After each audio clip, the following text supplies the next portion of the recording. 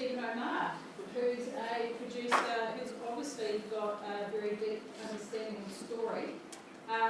The film he produced Out of the Blue was much loved by audiences and was it was a very risky and interesting project which took a real event in New Zealand history and dramatised it with a director, Rob Sarkis, who was well known for Scarface. But you know, it was a project which could have gone either way, and he delivered an incredible cinematic take on that film. Stephen is also produced This Is Not My Life, which was another groundbreaking television series. And he is the creator of Harry, came up with the idea, and Stephen's also worked extensively in other areas of television. So that's my panel. We've got some clips. So how we can run this, we've got some clips which we'll talk about. So I think that people want to possibly chuck in questions as we go rather than waiting right to the end. One of the things that was really important to me and why there's 4 of us here is because there's only a handful, and this is all, with respect to writers as a large whole. In New Zealand, I think writing is our biggest single challenge. And so, and there are a couple of very famous writers who work, exclusively for another producer. So that really does open the playing field a heck of a lot. And given the fact that we knew right from the outset, before we had any storylines, that we had our central character, that the most important challenge for me was to meld a team who could effectively flesh out the character in real life situations. Our mandate to New Zealand On Air was that we would show real life New Zealand, the sort of New Zealand you'd see out of your windows on your way to work where you live, so it wouldn't be glorified, it wouldn't be prettified. And so getting the alchemy of people, and over a long period of time, it took about 2-3 years, ultimately it was Oscar and I, then Oscar and Chris, and Oscar and Chris and Grim. And so when these 3 are the Harry writers, it's sort of crazy to think that one is more a writer than the other.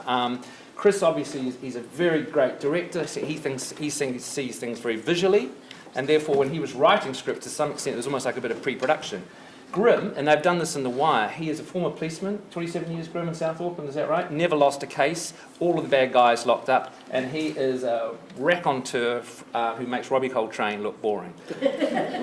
Oscar, you've already sung Oscar's praises far too much, but let's all be honest, he's a hell of a talented New Zealander, and also he's a Pacific Island New Zealander. Is he? And I didn't notice that. Well, to be honest, here am I. Something different about you. I'm an Irish Catholic from Taranaki. I don't know where Grim and Chris are from, but we don't have any ethnicity other than European origin. So if we're daring to have the arrogance to try and set a story in the biggest Polynesian city in the world about a central character who's a Samoan, then you damn right better make sure that you've got the right person giving the actual chops. And hence, that was Oscar.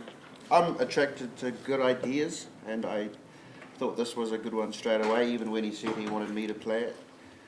I thought, well, Jay Lagai is doing play school. Robbie's doing everything else.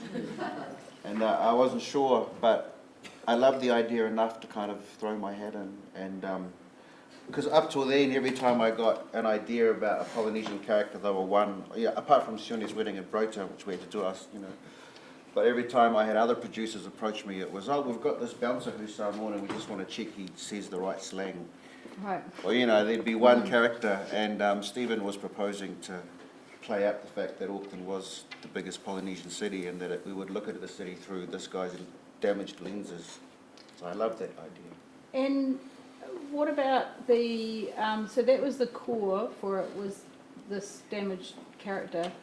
How much of the family, like the daughter Melly, how much of it came from you and how much of it came from the other writers? Because that core and that story of that girl is what takes us through, and the mystery, I guess, of what's happened to the mum.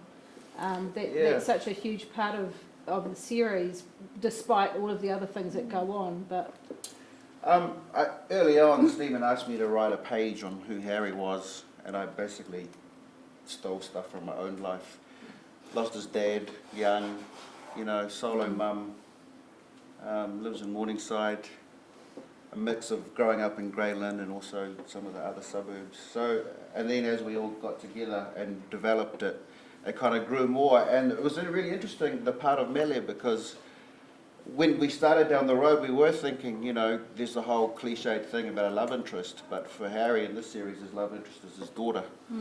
You know, there wasn't some attractive colleague that he was having dramas with, or some spunky crown prosecutor, you know, which would have been like all those other... Not that you didn't try to have one, though. Exactly. Yeah, I tried. I only got one passion scene in the whole 6 episodes. But also, actually, just while and that's actually a really interesting choice, because actually, probably the same, most shows, they would have, you do have that. There has to be some kind of love interest. So that was, I mean, that's a big kind of standout from the crowd to make that decision there. I mean, he's got his demons, and possibly not having somebody to share us means that when we're with him, that melancholy seems to be always there. But you see, I think one of the, just to interrupt for a second, but it's one of the key things is that we look at Harry as an ongoing story. One of the reasons we actually asked for 6 episodes, I'm not sure if we would have been funded on them anymore anyway, but we wanted to make it feel like this is the start of the Harry journey, and hopefully, because we were ambitious for the character, and we think it's, one of our goals was to try and do something different, not for difference sake, but to try and see in New Zealand, to give a storyline that isn't predictable. And the most obvious thing is, you know, Harry's a recent widower, his wife's committed suicide, so straight away he hooks up with someone. And we wanted to play against type. Now, it's challenging. I don't know if audiences miss that. And it's one of the key things that, you know, you discuss internally. But if you're just going always for the most obvious thing, quickly get Harry a girlfriend, you then immediately go down the path of same old, same old, same old. And I think Grim and Chris would agree, that was one of our founding philosophies, was not to do same old, same old. Would you agree? Actually, so if I could just ask Chris then, like when you first were brought on, you were brought on as a writer, director from the first sort of point, that was, you were not brought on just as a director, you were brought on as part of the writing team. Yeah. And so what was your first kind of impressions of what Stephen was pitching, and did that eventuate to what you've been made, or did you change your director's vision along the way? Well, in the early days, it was, you know, Harry's a policeman, detective, South Auckland. There was a sense of that he's got a tragic past. He's lost his wife, and you know, there would be some cases that he had to deal with, and perhaps there was even the idea that he's brought back to work on a case was kind of where we started, or where I started. And then I kind of spent a bit of time with Oscar alone, just talking about who Harry was and who could be in the story. And then we hooked up with Grim, and then that's when we started talking about cases. That's when alcohol was introduced to him. And then it really just sprung. It was amazing. Then it was like cases, and then what's the case going to be about, and and we were talking about real cases and stuff, and you know, we'd look across the table at each other going, oh, that was a good one, you know, note that down or whatever. And then Grim would say, that's bullshit. Yeah. But we would go down the TV route based on stuff we'd seen. Yeah. And we'd go, oh, there's that great bit in Boss when, or there's that great bit in, you know, but he was going off real life. He'd go, no, that wouldn't happen. And then we'll go, what would? And the stuff he'd come up with was way more compelling and interesting. Like, we'd go, okay, so Harry has to buy heaps of steak and cheese pies and stake out this crook. But no, the New Zealand police, they have their own branch of surveillance, and that's all they do. Right. And so learning stuff like that was like, made it really interesting, more real. And the interrogation scenes, like we've got a clip that shows an interrogation where, and Grim not only just Richie wrote the scene in terms of the actual language between a crook and a cop, but he would deal, Chris, wouldn't he, with Oscar's posture to make sure Oscar stood like a detective. Yeah. Grim, would you want to talk about that, mate? Well, yeah, I got involved, 4 years ago now, and it's been a hell of a journey for a novice in an industry like this. And, were you surprised when you got the phone call, or was it a burning thing that you thought, you know what, No, TV stuff looks easy. it was What's- totally jumping off the cliff. I remember we would have meetings at the Gypsy tea rooms and everyone would be discussing funding, and it was all a total foreign language to Grim. Yeah. He'd call us hairy-ass creative types. Yeah. Look at us disdainfully. He still does. Still Yeah. does. But he But did then- slowly change his dress. Yeah. But then you realise. Now he's wearing striped shirts and everything. And then you realise that our industry gets our drinking subsidised through government funding. Yeah, So I thought, well, that's quite good. That was, I think Stick with that for a while. we were originally only paid in Asahi and beer nuts at one point, but that's another story. But no, you know, I got involved in it, and I was pretty sick and tired of seeing some of the police shows that New Zealand had created on television, and they were so far from the truth, and they were just rubbish. And when Stephen approached me and said, "Well, look, do you want to, you know, this is what we're trying to do. Would you like to come on board?" I thought, well, what a great opportunity to try and make something that I believe is real and is as close to the truth as we can get it. And that was my motivation. And if I could bring a level of realism to what the other skill sets that these guys had, then it would it would then play out as it has done. And you know, being involved with these guys and then getting Oscar to act and to carry himself as a police officer would. He spent a lot of time with me, obviously, and with other current serving police officers, and he was quite surprised to know that there were actually, you know, a number of Polynesian detective sergeants in Auckland, and I hooked Oscar up with some of those guys, and he spent a lot of time with them to pick their brains and to talk to them about, you know, how they react in certain situations and how they carry themselves, what they say, when they say it, who they say it to, and all those sorts of things. And I think Oscar did a terrific job at that, but that came from doing a lot of background and a lot of homework on actual characters and cases and scenarios. And you were on the set Yeah, I was on the every day. I was So on this the set is, the whole I mean, time. this is really interesting to have ostensibly somebody who would be often seen as a technical consultant in a line item that might be on for, you know, 6 or 8 weeks, does a bit of research, gets Oscar to, or the lead to, you know, meet a few people and then see you later. That's not what you did on the show, Stephen. Like, how did you always think, when you first met Grim, was that your idea was to bring somebody on who would go all the way through, get embedded as a writing team? I mean, it's quite a, you know, for a guy who hasn't worked in the industry, I mean, it's obviously paid off. Well, it but- goes back to this, Leanne, is that I think, you know, The Wire, which, you know, is one, even though it's a cliche, it is one of my favourite shows. And one of the things that's so fascinating about it is that they had a former Baltimore police officer who was there from the get-go in the scripts.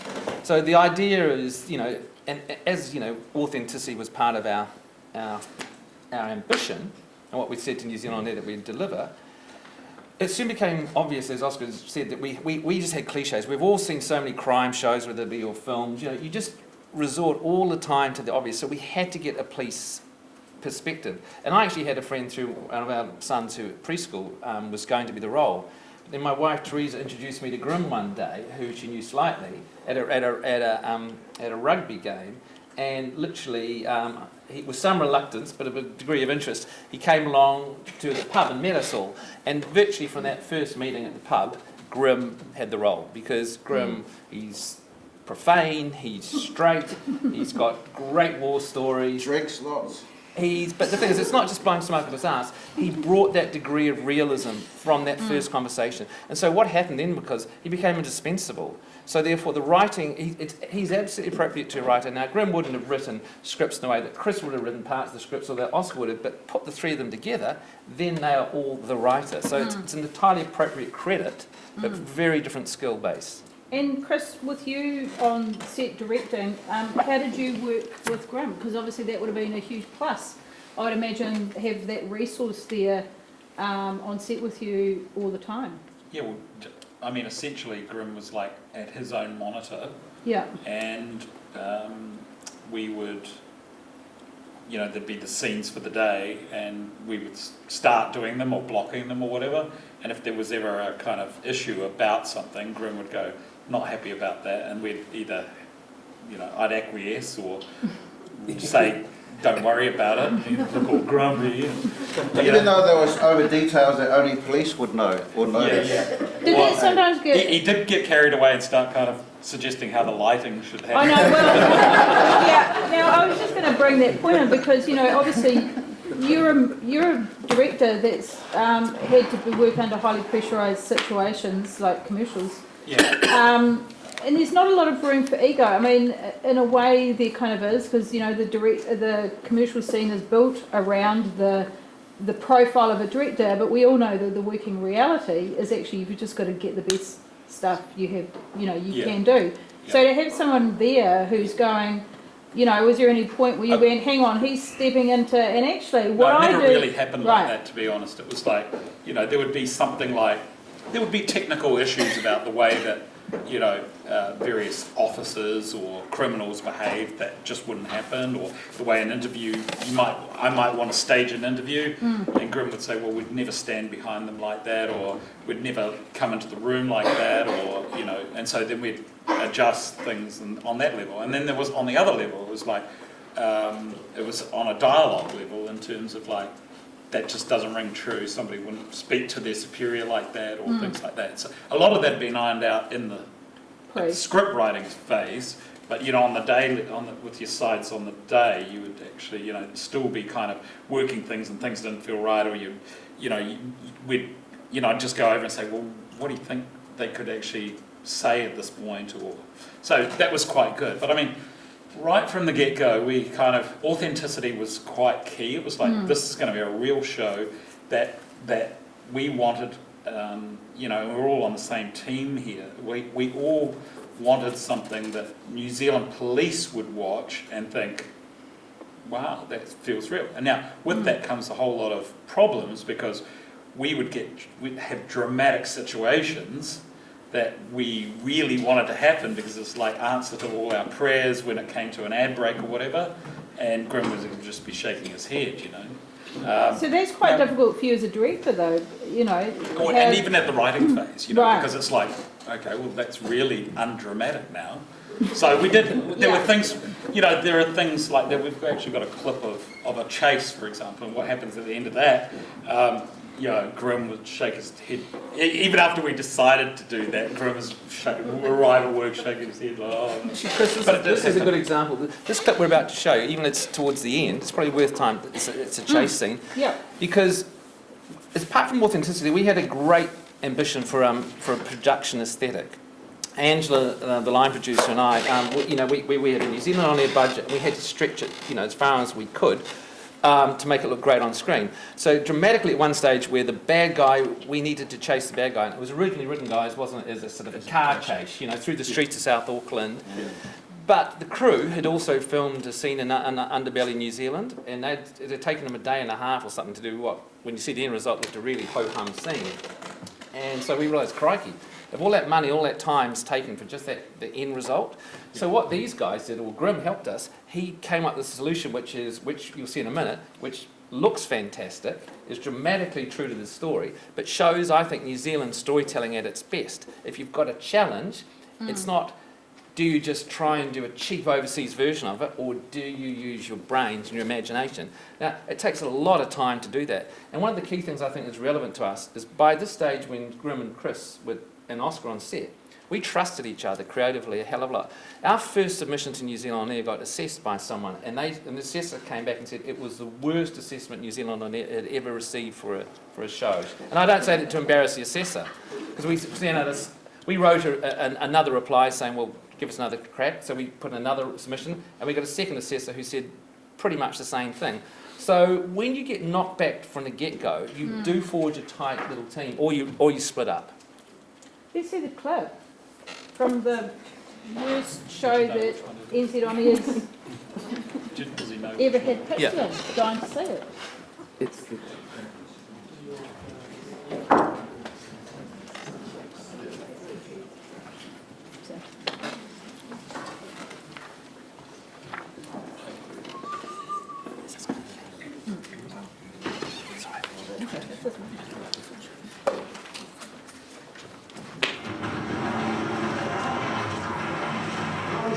6-2, we have a runner on South down straight. Can you start dogs?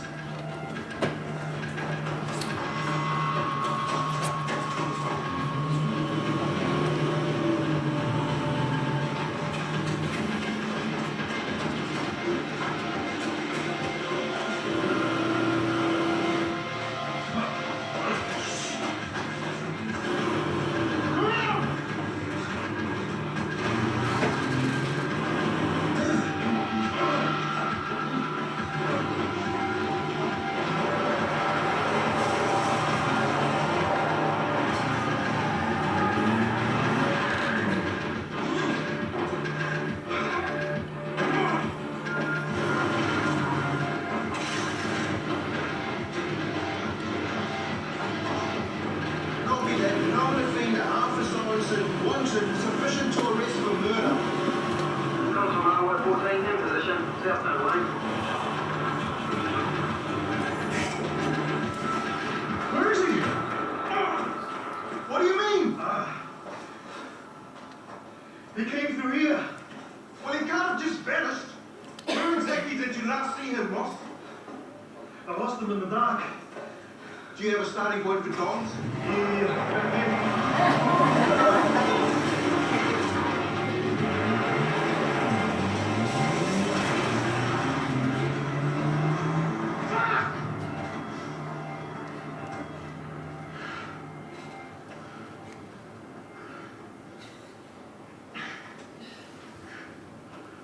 Sorry, boss.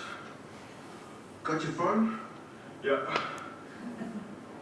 Call it in. You dropped his phone back there, boss.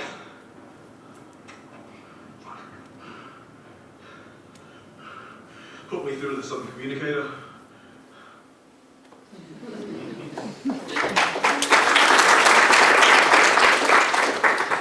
What's interesting to me watching that again is like that we shot that in like 3 or 4 hours. Yeah. That whole sequence, and it's, you know, you're talking about how much time, the egos and stuff. There's just no time. I mean, and then you've got 7 hours more shooting various other things. You know. Yeah. So it's about. I mean, you know, that's a great example of how you manage to shoot stuff, which it gives you like Hollywood values, because there's a certain expectation, and I'd like to talk to you that a bit in terms of the writing. Is that what do you think people expect from a cop show? Like, how much pressure was there to show shit? I mean, the opening title sequence that we saw at the start of the film is like incredibly arresting. You know, really. And the music, I think, was a big part of that, and I loved the music in it and the tone, and that was Carl Stevens. Yeah, actually, that's there.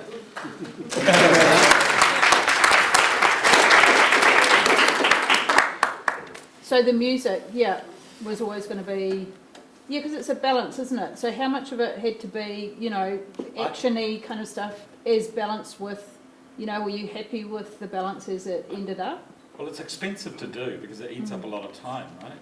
And but I think the audience's expectations are that it's just like everything they see from Britain, America, Denmark, whatever. Yeah. It's got to be happen quite often, and if it's not New happening, Zealand shows get judged compared to all that multi-million-dollar HBO stuff.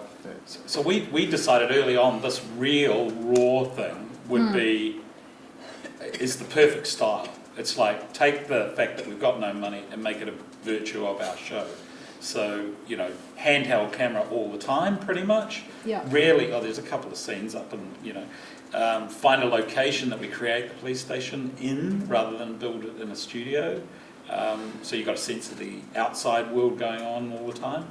And yeah, it's those kinds of things, you know, as little lighting as possible, where possible, so that you could get through more stuff and get more of a sense of locations, or broader sense of location, or sense of Auckland, in fact, you know.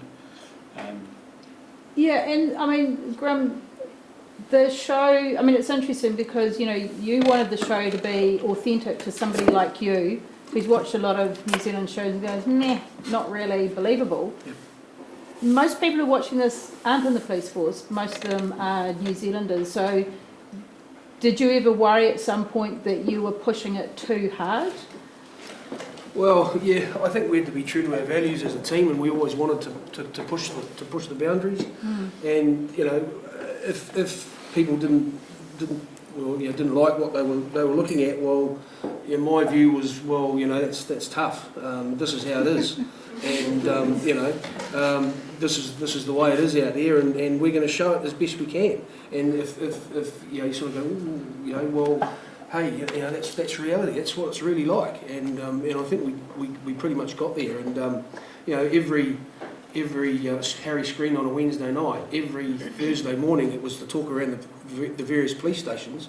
All the coppers were talking about it, and they were all saying how they enjoyed it and how we got it right. I bet that must have made you guys feel like you've really done your job. You Well, know, yeah, because in a way, if it's the people who live in that world Yeah. can relate to it. I mean, obviously, Steve, there was you say actually- from a wider audience point of view, it's even if I'm not a police cop, but all of that detail actually helps to make it more authentic to me. Well, there's another as a viewer. audience, Leanne, that was and this is a really tragic one, but you know, suicide in New Zealand is one of the great taboos. And so we spent time with a psychiatrist, Dr. Lindy Matthews, who... Stephen still is. But she gave us a lot of insight into how people deal with grief. And we took the issue of suicide. Chris and I, we went to speak to a couple of Polynesian, Pacific Island, should I say, counsellors about suicide, because we couldn't afford to get the cops right and yet just take the liberties with that again. So again, that was a hugely important aspect as to when Harry has his weekly sessions with Dr. Boucher, we had to make sure that was not going down sentimentality road or saying the wrong message, because Dr. Matthews only agreed to participate if she saw this was getting people to talk about it out in the open. And Chris found where did you find of a documentary in the States, a harrowing thing to this day, of someone discovering their brother's body. Yeah. And it's just so shocking. So you can't trivialise that for ratings or gratuitous reasons. Well, like the opening is interesting because we obsessed about the opening, and we had multiple goes at it. In fact, in the script, the story starts with the robbery, and then we went to Samoa where we found Harry, and then we brought him back. But by the time we finished shooting, we'd already cut the assemblies of all the work that we'd done back here, and then we started to try to make that opening more and more compelling. And we had already shot the stuff of him coming back from the airport, and then we started intercutting it, and then later, like in post-production, we developed this idea of this phone call that had happened with his daughter. And so what's interesting about saying all that, is actually like there's the writing, then there's the shooting, and then there's the writing again in the edit, and a number of things then kind of came together, so we with that opening, we knew that we had to grab the audience and say, Oscar Kightley, you haven't seen him like this before.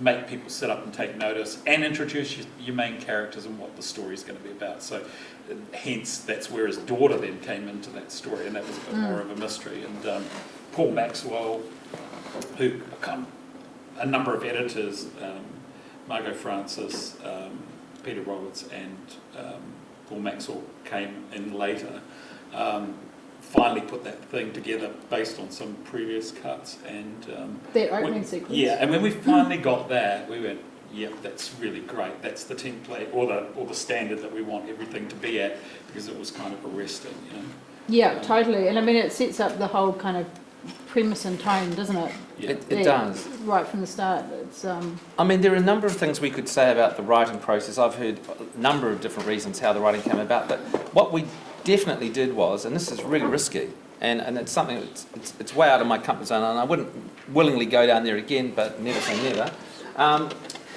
When we shot, the rushes were fantastic. They were uniformly fantastic. And then when we had an assembly of the script, remember, a script gets signed off by the network. So the network buys it saying it's going to look like this.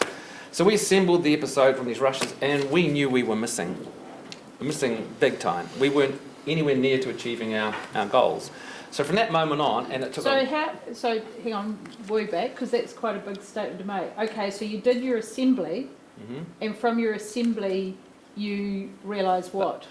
Again, Like when you say you were missing, what does that mean? Well, The jigsaw puzzle had holes, or you went through a process and rejected I think things? we realised is that, it goes back to the difference between the writing and the execution.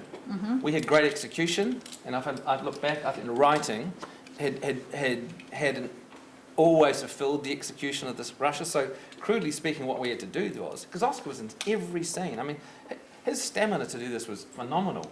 You didn't have, did you have one day off on the shoot? One day, I think? I had one, and then you sent me out to do pickups. That's right, Yeah. so, working hard.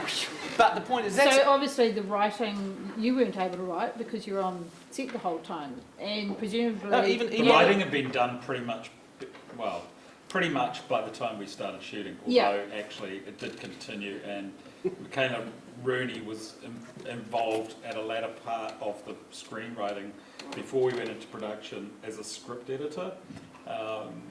And In the first half of the shoot, though, I would be shooting 5 days and then writing two days.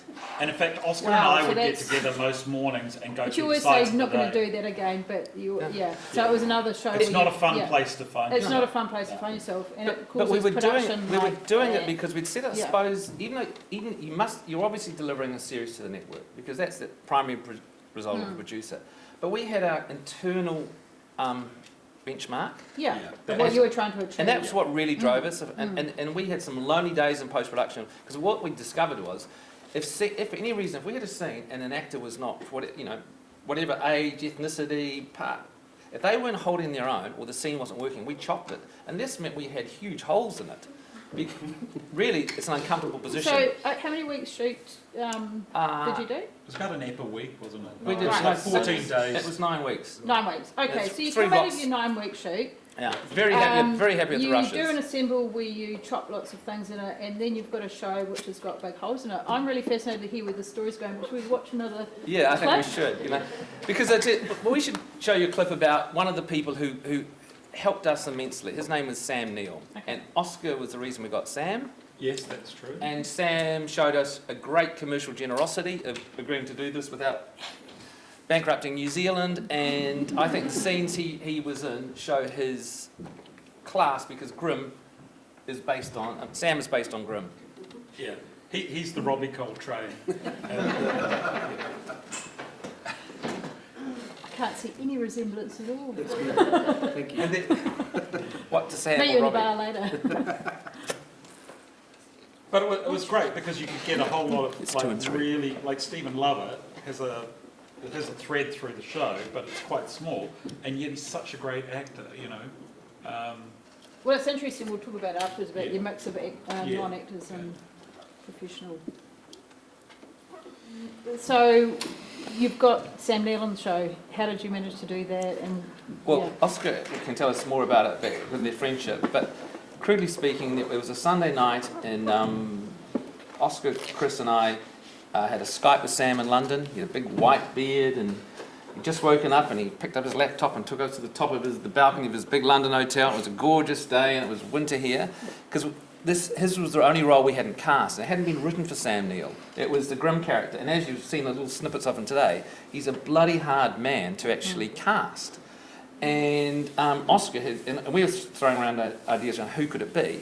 And we auditioned a couple of people, and given our benchmark of excellence, no disrespect to the actors who didn't make it, they just weren't cutting it. They couldn't, because one of the challenges was they had to be Oscar's boss on screen, and they had to have that mana. And the actors were playing it as his buddies, a bit like, Eddie Murphy and Nick Nolte and Beverly Hills Cop, It wasn't what we wanted. We wanted someone who could kick Oscar's ass, Harry's ass on screen. And then Oscar came up with the idea of Sam. And so we contacted him, and that day on that London thing, and then he was intrigued by the idea, wasn't he, Oscar? Yeah, I think he always wanted to come back to New Zealand. so when you came up with the idea of Sam, like, why didn't that occur to you earlier? Like, It did you did. sit there and go, Yeah, shit, no. why have I never thought of that before? Or you It thought of it did, and but thought, I did, but I just dismissed it, thinking there's no way Sam Neill's going to want to, come and do this. We Right. couldn't afford him. yeah, I just thought it would just be a wish. But as we got closer to shooting and we were getting more desperate, I thought, oh shit. I'm going to really burn my I contacts just to eat, this show. because you have to use your favours sparingly, because you Yeah. never know when you need one. Yeah, So I just went, hi Sam, hope you're well. Lovely wine. yeah, We've got this, but also he loves you on his wedding one, and that's when he rang me and sent me some wine, and we've been mates since then. And he was hassling us to be in the second film, and he always wanted to do something, so I thought, hey, there's this cool project that you might want to do, and he was into it. It was amazing. Off set, I was just asking him questions about his Hollywood stories, yeah. What was it like passing Meryl Streep? Was it like playing Natalie Portman's dad? And have you met Eddie Murphy? And all that stuff. He had. That's amazingly supportive though, isn't it, for him to get in contact with you and send you a bottle of wine? Because, like, how often does that happen? I don't think Bruce Willis would do it. I mean, it's a little bit of generosity that people, It's like... his Kiwiness, I think. Yeah. I think the Kiwis from here that make it always feel that tie here and do want to give Yeah. something back. Give And something back. He's just yeah. an extraordinary, generous guy. It Yeah. was a boost as well. At that point, we'd been like searching, and then when he said yes, actually production was delayed by a week or a week and a half at that point. Yeah. And thankfully, I was so happy that. It changed everything. Even like all the actors that were in it were like, oh yeah, it was the show. Oh yeah, Oscar's doing it. We'll see what it's like. Next minute, Sam Neill. Everyone's like, oh, well, I better learn my lines and go over my Toy Fakari classes, and suddenly everybody's taking it really seriously. And we were like, hey, where's the attitude before? You found out Sam was in it. When it was just me. I tell you, New Zealand Air were great. Because again, obviously for commercial reasons, but we had New Zealand Air were really helpful for us at getting Sam. Okay. Really well, helpful. that's good to know. Yeah, very important because. But he obviously didn't pull the show together because you got him We quite did. late, so he was after financing. So you didn't. This is get how the late. show This with- is how late it was. We had cast and crew drinks the night before about to start production, and we said to him, "We'll tell you who's playing Grim," because it was almost like a mystery, What, the night before? the night before. So no one knew. Well, we just. Right. I remember saying to Natasha the first AD with about 3 days to go.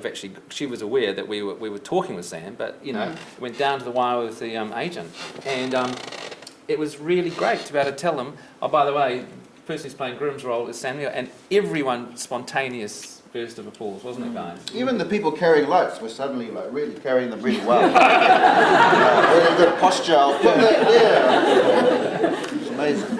And then he turned up as he did with his moustache. Now that wasn't makeup. That was Sam. That was his idea. Yeah, I was going to say, so Was that it wasn't though? just, I'm turning up now, what do you want me to do with No. this? Because I just grow this, I like having a moustache. No, and in the looking like a Skype, he police had this cop. big white beard, and that's Right. what he left from it. That was funny, because he's like, what do you think of the moustache? It's like, we like the moustache. So in terms of your prep with him, because you would have been actually shooting then, were you, Chris? So did you have any time, like, With Sam? like Chris backstory, was so character? scared of Sam, it was hilarious. Yeah. So everybody else was good posture, and Chris was like, oh, I've got things to Chris do asked over him for here an behind my autograph on the laptop. first day. It was really Chris was like, Oscar, can you tell Sam just to say that line? I'm like, shut up, you're the director. And get other people, can you just tell him to say that? Yeah. It's very New Zealand. I'm still too scared to ask for Oscar for his autograph for my kids, so I know how you feel. So working with, This isn't a star fucky question, it's just... No, it's kind of... That scene that we just saw there, which I think is the best scene in Harry. Professional standards are a necessary evil in the police, and clearly in my career I had a few dust ups with them, and that's pretty much what that scene was based on. And but Stephen Lovett was very, very good. I spent a lot of time with him telling him the background in professional standards and what they're there for and what they do and how they police the police. and he got right into it. He really relished the role, and then I spent a heck of a lot of time with Sam, you know, all the time telling him about, you know, where his head was at and what he was trying to bring to a scene, and in particular that one where the backstory in that is that Lovett had previously worked, or the inspector had previously worked under Stocks in the CIB, and Stocks had arseholed him out of the CIB. So that was where their constant conflict came from. And so having given them that and G'd them all up for that before that scene, they just went in and they just almost attacked each other, as you can see there, which I thought was really fantastic. But and I think that was a scene that we shot about, because Sam wanted to make it so good. I think we shot it about 20 times from every different angle, and as I say, I think it's quite spectacular in my view. But And Stephen Lovett's fantastic in it. And here's what Sam's real benefit was, is that great actors like Stephen absolutely rose the challenge, you know what I mean? And so it was terrific. I mean, Oscar, from your point of view, how did you find it with you as well? Did you have to raise your game? Yeah, I always knew I couldn't suck, but after Sam came on board, it was like times 100. And in scenes, I would just be looking at him going, "Oh fuck, you're cool," and then I'd be, "Oh fuck, I got a line." Yeah, that's right. But initially it was hard. I remember the first day when Sam showed up on set. He would have been doing the same to you, though. It would have been sneaking looks at you. Well, I asked him, I was really nervous, and I said, "Sam, do you have any tips?" Just as we were standing in the truck waiting for our first set out, he looked at me, he's like, "What? What do you mean?" I went, "You know, acting and shit." And he's like, "No." "Do you have any tips for me?" And I was like, "What?" And it was so, that first scene, it was like everyone was so quiet, and I had to ask Chris to give Sam some notes for my self-esteem, because I was really nervous. But if Sam was one extreme, then you've got the girl who plays Melly, Hunter. Oh, Yeah. man, she was amazing. Now, you know, given the fact we took so many risks on this, virgin writers, director who's never shot drama before, we decided to make the key emotional role for Oscar, his character, a 13-year-old girl who'd never acted before. So, you know, if we weren't going to make it hard enough, we decided to triple our. Which was actually perfect, because she didn't act. No. And so she wasn't performing in the scenes, and so it was actually the fact that she wasn't one of those stage kids who'd been taken to Weekbits auditions since she was 3. How did you find her, and why were you looking? well, yeah, 51-year-old male looking for a 13-year-old Polynesian female. Probably not that sharp. But, You just went through the files. Yeah. No, I'm sure she's not. But. No, I was just out at dinner at a 40th birthday party, and her parents were there, and they said, "Oh, Grim, what are you doing these days?" And I said, "Oh, I'm just working on this television show, and we're trying to find a bloody 13-year-old Polynesian girl to act the daughter of the main character." And they said, "Oh, our daughter's, she's done a little bit of drama at school." And I said, "Oh, is that right?" And they said, "Yeah, she's done, that's all she's done, and she's quite sporty, and you know, she's quite a nice young girl." And I said, "Well, send me a photograph and write a 1-page on what she's done, and we'll take it from there." And that's how it happened. We gave that to Stephen and Chris, and she came in for an audition and was fantastic. And her CV was all the sports teams she'd made at school. He's awesome at netball and league. In touch. Yeah. And so, for her role, like, because obviously that would be what we'd call a street cast. Like, how did your casting process work? Did you look at heaps of other kids, or We had you looked at about maybe 12, 13. through what? Through casting agents? Through casting agents. Through, And yeah. in fact, she came into the casting agent. Yeah. Yeah. Like mostly, yeah. Yeah, so and then we people- just did pretty much, there was things like singing in the choir and various things like Yeah. that. We just wanted to know that she could do that, and it's establishing a rapport and getting a sense of this kid. She was pretty confident, And so and she didn't care whether she got it or not, really. Like, at least she gave that impression and stuff. Yeah. And after we finished, we were like, "Are you going to do more acting?" She's like, "Nah." It was so like throwaway, but like, you know, she was just right. She listened and all those sorts of things. On the first day, she was amazing, but you know, after 10 hours, she was getting tired Yeah. and emotional, and had a meltdown. And we had 2 scenes to go, and she looked all tearful. But actually, that was the shots we used because it really worked for the scene. So it all worked out. Really well. yeah. Torture to the children. It was like moments before Stephen was going, day one's going so well, isn't it? Like, and then turn around second is like she's in the bathroom crying. And so she obviously came back because it's a big risk. Sarah was her working with mother, and kids. she was with her, and she was fantastic. I mean, again, 10 Parents hours on the amazing. first day, but I think it was a very, without being all hippie about it, it was a pretty loving set.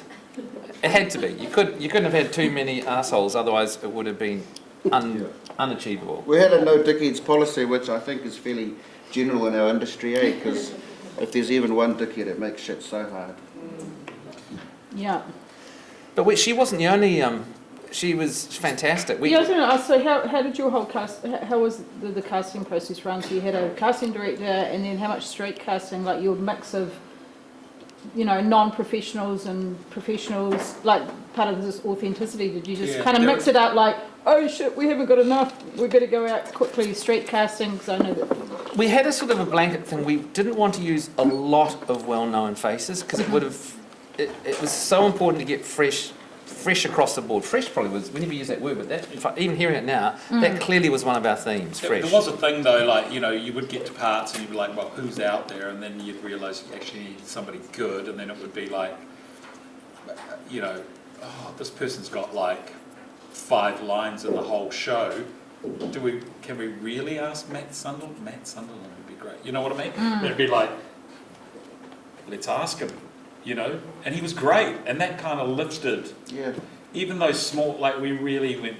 So you guys were thinking of people, like you're tapping shoulders as well. Yeah. So It would in feel all stink because it'll be like, oh, there's only 2 days' work, but you're that amazing actor. And, you're who we want. Yeah. And they may go on. I mean, yeah.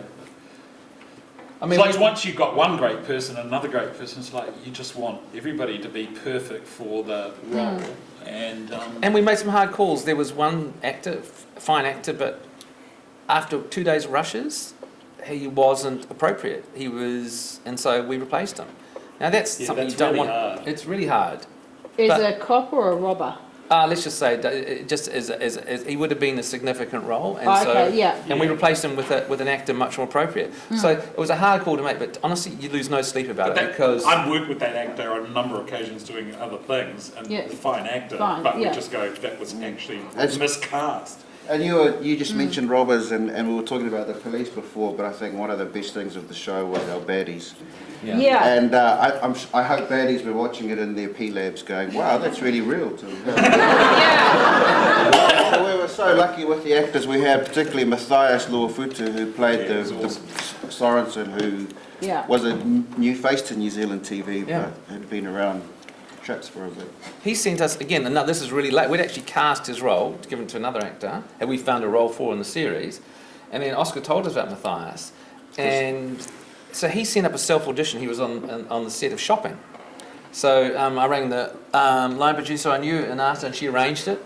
See, we never met this guy, pops it up, and we all went, my God. We'd had a couple of eureka moments. One was Sam, one was Hunter, and one was Matthias. And he got his mate to read for him in his audition, and then he ad-libbed like whacking him in the face. This poor mate, it was just like, hey, easy buddy. But that's how intense he was. Yeah. It was amazing. And I think the thing with all that is, right up till the 11th hour, we're still trying to make it the best that it could possibly be, rather than just go, look, it's just too hard, or it's too late in the day, and we've got to go and be real about what the circumstances we're trying to make this show.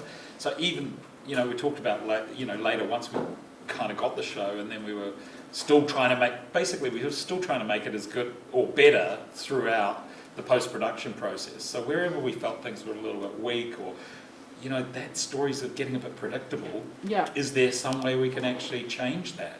And in fact, like the ending, that whole last episode, we swapped the 2 parts of what the ending would be, and that created a big issue around, the ending of episode 5, and so what was scripted to end episode 5 is not what ended episode 5, and so we rebuilt that sort of stuff later on to make it what we thought was less predictable and more dramatic, I mean, that kind of got to that bit where we got to before that clip, where we sort of said you got to that point where you did your assembly and then you stripped out all the stuff that wasn't quite working. You had a lot of holes. Yeah. So I mean, I know that your whole delivery went over by quite a lot. Yeah, we were several months And late. this is, And I have to say, you know, I Yeah. think it's.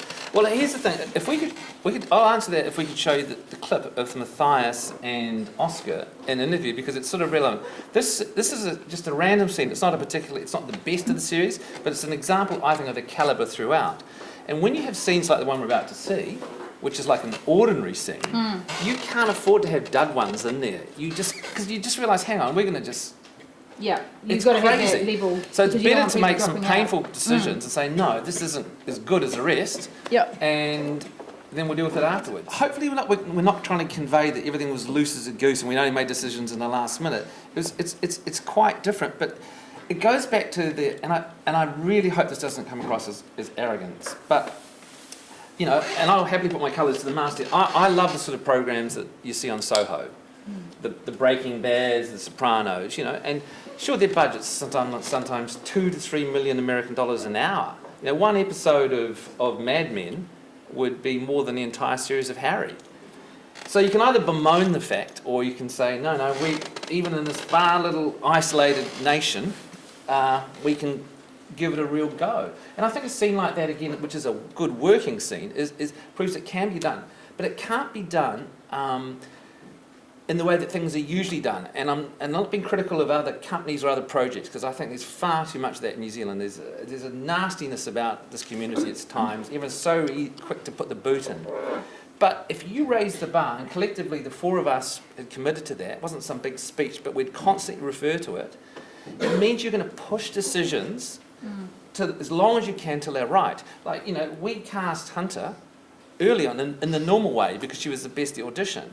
But if we hadn't have found her, we wouldn't have cast someone who was inferior. And I suppose that was the thing all the way along. I suppose what I'm getting from this is that you guys are actually a very strong team when you hear your backgrounds and where you've come from. But part and parcel of doing something which is different and risk-taking is actually that those decisions are made often very late in the piece and things change. Would you agree with that, Chris? I think the thing is, you can't do something different by doing something the way everybody's done it before. Yeah. You know, okay? So, and we conceived of Harry, actually, as like a 3.5, 4 hour film, actually. We kind of thought about the whole thing as one show, and that's how we wanted to, you know, direct and make it. But now that never happened because it became obvious to us that it was impracticable to do that. So we went down the traditional route of having explored that we might shoot it as like one piece. We decided that, you know, no, there was sense in doing a block of episodes 1 and 2, 3 and 4, which Pete Berger directed 3 and 4, while I was then writing 5 and 6 type thing. So you know, it was just too much, and then I came back on and did 5 and 6. So, and then in the edit, a lot of that got jumbled around. You know, depending on how we worked through those storylines, that would be better there, or, for example, the fact that we didn't go to Samoa at the beginning, suddenly we took 2 minutes out of that script. So when we got to the end, we still had 2 minutes. How are we going to end episode 1? So we then stole, or we created other ideas later on that we felt like that's a better end, or actually that's less predictable. And I once said to Stephen, it's a bit like jazz, you know. The fact is, at times in the post, we didn't know how we're going to resolve it. So I think that translated ultimately to the audience an unpredictability or an element of surprise in some of the stuff that happened, because we didn't know until that last minute that was going to be a better idea, or that, you know, we'd use flashbacks or something like that in this particular moment, and you know, and sometimes the editor would bring that to the party, and you'd look at it and go, wow, you know, that's so much better. Stephen, you've now produced 2 major TV series. How do you find dealing with the networks when you're working with jazz? I mean, how do you communicate Who's in the room? Well, you know, I mean, No, I'll try- you're in a position Alright. where you go. You've actually boarded this train. There's no point. I mean, I imagine, and you're so on board with it that this is the way. You know, you're wanting your team to come up with the best creative solution, and that's you all want to show you're going to be proud of. So, how difficult is that to communicate, and how often do you have to communicate that, and how does that work? Well, I think with the advantage of hindsight, I think because this is an open... And I guess it's for other producers Yeah. as well. I'm going to try and give you as honest an answer I can, but also I'm going to be, you know, be sensible and respectful. The network and I, we could have had a better relationship, I think it's fair to say, looking back, because... Well, maybe we talk about it hypothetically. Well, like hypothetically, given for the other fact that... producers doing shows that could be more jazz-like I in suppose- the future. Well, here's the thing. The networks are driven by one thing, and it's absolutely right. They want eyeballs. They want people to come to their network so that they can charge the most advertising they can around it. You know, particularly a network like TV3. Now, we had no idea about what would become the receivership, but there were scary things in the relationship, like just their lack of commitment to marketing. There was one poster for Harry in the whole of the series, and I think I wasn't privy to their marketing tool, and we had a lot of discussions about it. And I think one of the reasons we had those discussions was they didn't trust me, and I can understand why for many reasons, but one of the reasons was the jazz factor, because we trusted ourselves. We knew we wouldn't deliver anything shonky. In fact, if you look at my body of work, we've only, I say this very proudly about Desert Road, we do high-end stuff and it's really good. But the network didn't have that faith in that, and a lot of that. And so it becomes a very stressful relationship, which is not good for anyone. But, crudely speaking, I knew that Chris, Grim, Oscar, and the crew and cast we collected would produce something that was quite special. And again, the ratings haven't been what they would have wanted, and there are many reasons for that, but the critical response we've got from the public is extraordinary. I remember sending Glenn at New Zealand On Air just a batch of some of the reviews, and he just said, this is outstanding. And we've kept those because not just because it's like a scrapbook, because we've clearly met a need. There's one in particular on national radio which I will ad-lib a little bit because it's relevant. And the reviewer talks about this is the golden age of New Zealand golden age of television internationally. And she said finally one New Zealand show has joined that. And that, in a sense, we knew we'd hit our marks. Now, it had been a bumpy old road at times to get there. And, if Harry wasn't trying to be very powerful drama, if it was a more middle-of-the-road show, probably we would have done things in a more middle-of-the-road way. But we couldn't have done Harry with our high standards. We couldn't have asked Oscar to divulge of his own past, his own private life, and put it on screen. We couldn't ask Grim to share, police stories if we were going to do middle of the road. It would have been an absolute travesty. Does that sort of answer it at all? Yeah. I mean, obviously it's nice to get critical acclaim. I think it's always difficult when you're breaking new ground. It is. And I think, you guys deserve ups for that, for sticking to your guns. I'm sure there'll be many who look at you and kind of want to follow in your footsteps behind. It is difficult, but if my partner actually saw a review and he was sort of saying, one of the reviews of your shows, we've finally done nudity and violence to an international standard. Now, I know, we all know what they mean. Right. It's actually putting that stuff up on the screen, and it also ties into that what Galen was talking about, the KKK, the Kiwi cultural cringe. We've been embarrassed, we haven't done things properly, it's all been a bit shonky, but, it's recognising that, and I guess it's come out of what you've done, is this whole drive for authenticity. But also, it's meant to be, at the end of the day, it's not authenticity over audience. We would love to have the biggest ratings of any New Zealand or international show. That is always the driver as a producer. It's better to tell a story, to a packed house than a small but appreciative one. But I think with Harry, we've definitely lit a fuse, and it's definitely going to be in its next incarnation, that's going to be the real test. So, I mean, that does raise a question, Harry 2. Like, so would there be a Harry 2? Look, again, it's an interesting situation with TV3 at the moment. They're obviously the the public situation is well known. I think the four of us are committed to Harry, absolutely. In fact, I am strongly, and I'll be as clearly as I can, Harry has to come back. We wrote it with that in mind. I mean, there were times when the writing we were like, yeah, that's a good idea for series 2. You know, put that in the series 2. You know, and So there's a rich.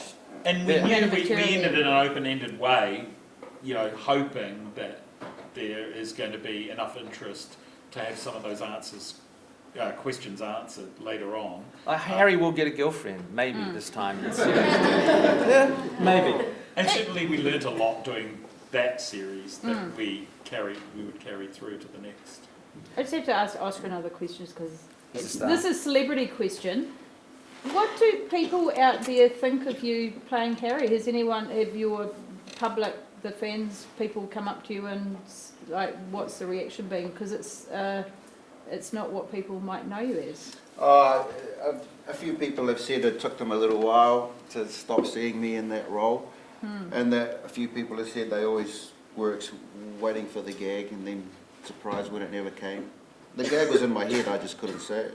I got it all out in rehearsal, and Chris would think, fuck, you're unfocused. I'm like, getting all the laughs out of my head before we roll. But I think generally, you know, it's been accepted, and it was a good idea and worth doing, and I hope we get to do it again.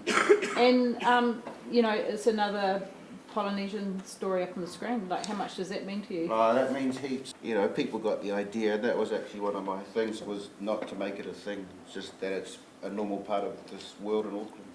And can I ask about, there's one particular scene that sticks in my mind, when they go to bust the guy that's in the sleep out and the family, like, who wrote that scene? Because the scene of the family in the driveway on their face was very, it was a bit of a, you know, if you go, not that it's a socio show, but it was a show that happens to people. Grim? You know, I wrote that, and it is exactly how it's based around how the under-offender squad do their job, and you know that's what they do. They surround a house like that, and they voice appeal, and they get people out, and they get them to lie on the driveway, and all the neighbours come out and watch, Yeah. and that's probably one of my favourite scenes, just because of the kind of subtle, subliminal thing that's saying, because he was from a good family, Yeah, you know. It's good not, family, yeah. Yeah, that was a moment you go, oh, okay, this show's going to kick it in the guts. It's not going to shy away from it. Speaking of kicking the guts, we've got Yeah, one more we've got clip. one more clip. And if I could just explain them what happened in here is that we wanted to avoid style or like glorifying violence or glorifying evil. And we had a scene where a character is raped. And the way we'd shot it on reflection was it glamorised it. So we went back and shot some additional material. Chris and I discussed it, and we shot that, and it's quite shocking. It's not gratuitous, but it's The meant other thing about this scene is that it wasn't written in the way that it's constructed, right? So in the edit, we came across or discovered parallels. So there's an intercut, but this is an intercut of two scenes ultimately, and it occurred to us, gosh, what's going on here is going on here, but in a different kind of, and actually, because it was the ending of this particular ep, it was like, wow, we could really use this, and so the intercut then became a very, it kind of made the whole thing a little bit more, I don't know, powerful or creepy, and that was it. So that's an editing post-production decision, which furthers the story or the way the story's being told after it's all been shot. Yep. So the scenes inside the room, the actual rape scenes, that wasn't shot on the original shoot, is that? The act itself was reshot and inserted, but the intercut, as Chris said, was not done. It was in post. And that's something that, you know, that from the scene was, as it was written in the script was as you saw it, but sorry, the information was Harry discovers something about his daughter. In one scene, a rape is happening while a little girl is in the next door room, but it wasn't working until you got the cut working. Yeah, I suppose you could say that. Yeah, and you know, it's interesting. Like, for example, we'd used Harry McCleary from Donaldson's Dairy was the original. Oh, yeah, and strangely, Lindley Dodd didn't give us the rights. Yeah. So and that's an example. Like, we're all busy shooting and doing stuff, and Michaela Rooney wrote the story that she's read, the Myrtle Street Gang, and that's a great little piece of writing. You know, it's done outside of it, and those scenes are directed by Pete Burgess. So it gives a sense of like the whole collaborative team. It takes a team to actually make a show, you know. Yeah, we had Choco reading her the bit about the scary cat. That's right, Scarface. Yeah. Yeah, so because from a producer's point of view, I mean, so many times I've had to make those phone calls where creatives have gone, we want this, which you know is a nice fluffy property, but we're putting in our scene that's got a rape in it, but can you go and get us the rights? How many times is that interview? And just don't tell them what it's about. You go, oh, it's going to bite me on the bum. So. Well, initially you get so obsessed it's got to be Harry McCleary. The reality is it doesn't. No, and that's the flexibility and I'm sure that's from your professional experience, knowing, you know what, things have to change. All the time. And as a director, I've got to roll with that. Yeah. And when they don't go your way, you do your best to try and, I mean, in our case, we kind of would just go, we don't like that, let's throw it out, and then we've got 1 minute to find somewhere, and we can make that scene better by expanding it, or, you know, I was talking about it being like a film, so what we did as well was all the key scenes that need to be shot in, you know, one place so that we didn't move, were all done like that. And then we'd always said, right, we'll have a few days at the end where we'll actually, once we've done the cut, go and shoot targeted shots that would stitch the thing together in terms of what Auckland was, so that we weren't within our shoot trying to get to a location, shoot that and shoot this and whatever. So that was all done later, which also made it kind of a bit weird when we were watching the first assembly where it felt quite interior or whatever. That was a bit weird, but it was a better use of our resources to go right at the end, and then at the same time we could see how there's a really great, we had limited resources at this point in pickups, but I could take Oscar and I could put Oscar, you know, in a bathroom, you know, having a tantrum over something that had happened, knowing that was going to be a really good scene in relation to something that we'd already kind of assembled. Yeah. So and we could see where we could build things a little bit later on. Here's an example where we pushed it. We wanted Harry to go and visit someone in prison. So we parked ourselves in Newmarket opposite the railway line and get Oscar to actually walk into Auckland prison. Yeah. In a big wide shot. And I had to walk up to reception and they're like, oh, there's Oscar, what's he doing? What are you doing, Oscar? Nothing. Again, Chris? and we shot up on K Road on a Friday night, and it was, instead of like getting actors to be prostitutes, Stephen thought, hey, let's save money and just use the real ones. So we forgot that they have pimps. We were set up for the one shot we had with the one prostitute who would be on camera, and then her pee-addicted husband came out all angry. And you went, oh, put and the crew's across the road with a long lens, and I'm like, Crew wasn't there. I wasn't there, that's why it all happened, I think. But I nearly got punched out by her pimp, who was like high on crack. And yet that scene, it's probably on screen for maybe 3 or 4 seconds, and yet when Harry is very intense looking, because of the pimp's just around the corner, but it's completely believable, and she's a real hooker. So the scene works perfectly. There's no dialogue spoken, you know. Don't do that again. Yeah. Who are your actors? That maybe was one time we pushed it a little bit too far, you know. Hey, I wanted to open up for a couple of questions, but we've pretty much run out of time. But if anyone's got something really burning, otherwise I suggest we're here for the next couple of days, and these guys are, you know, well, Oscar's used to being gang mobbed by fans, so the other guys, you know, has anyone got anything quick that they might want to ask? I just had a quick question. Yes, but There's 3 writers. I just wondered if you could talk really quickly about how you actually did the process of writing a script. Chris did the typing. So he was kind of responsible for what was written down, and me and Grim would kind of walk around the room just talking shit and discussing them. We all storylined the whole thing together.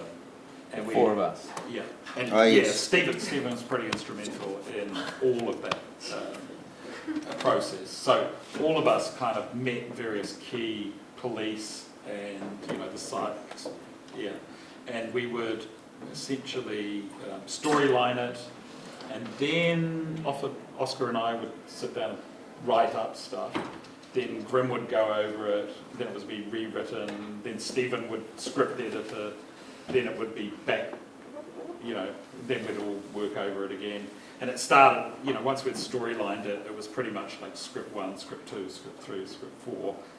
Although it kept going like 1, 2, back to 1, 2, back to 1, and then all the way along like that. So the last scripts were, one we'd obsessed about and kept going back to because it was going to be the one, and there was this kind of mantra of like, they don't watch 1, they won't watch 2. If they won't watch 2, they won't watch 3. Don't worry about 6 until you got to 5 or 6, and it was like. But there was a method to the madness when you think about it, and that's this. Because the guys, here you've got your lead actor, who's not going to have a day off. It's not, by him writing the lines, talking them through, he knows the motivation for why Harry does what he does. You have Chris, the director, while he's writing, and it's subconscious, it's a form of pre-production, he's imagining, what. And Grim, the technical consultant, isn't just turning up on set on the day. He's getting, if we didn't know something. So while the writing process took much longer than normal, it wasn't because we were just writing. It was actually serving a bigger purpose. So when we actually did start pre-production, we were actually way ahead of the game compared to most projects because they're actually, these descriptions I knew the script inside out. I knew what scenes would be and stuff like that. But I knew about Harry. Yeah. He knew about Harry. And also, for grammars, often you have technical consultants turn up, and if the director doesn't know them, and they can be saying stuff, which could really help, but the director, whoa, I don't know that guy, he's just come on set and gone, give it to a bit harder, which I've got to say though, still we right. felt like, I certainly felt, I think Oscar felt, we still felt like we didn't have enough time. Yeah. We went into production like too quickly, from my point of view. Yes, but Chris would have us still writing the scripts today from last year. Any other burning? Yes, Jeff? Be quick. I thought Harry was stupendous, but I'm just wondering about Danger's typecasting. The character played Chopper. Yeah. He then went on to be a drug dealer in Shortland Street. Was he thoroughly typecast? That's just the reality of the industry. You got to take your jobs. I think He couldn't say no to Shorty. And we also have no Yeah. relationship with SPP and Shortland Street or anything, so Yeah. I guess people see certain, I think like even Bueller who played Lua in the first episodes, I haven't seen Fantail, but I think he's a criminal in that. And, Maybe he changed his hairstyle or something. yeah, and he's a great actor. But you see, you've raised the point about the old familiarity breeds contempt. We're a small talent pool base, and I think Errol Shand is a fantastic actor. And if he's considered typecast, well, apparently he's in the Hillary film that is coming out this year. So he's one of the mountaineers, short back and sides, stiff upper lip Brit. So I imagine that will untypecast him very quickly because he's a great actor, And I have to say, my wife is in the room somewhere, Teresa Healy. This is the first and only time we've ever worked together. I don't know if she'll ever work with me again, but I'd like to say as a husband, not just a producer, she was fantastic too.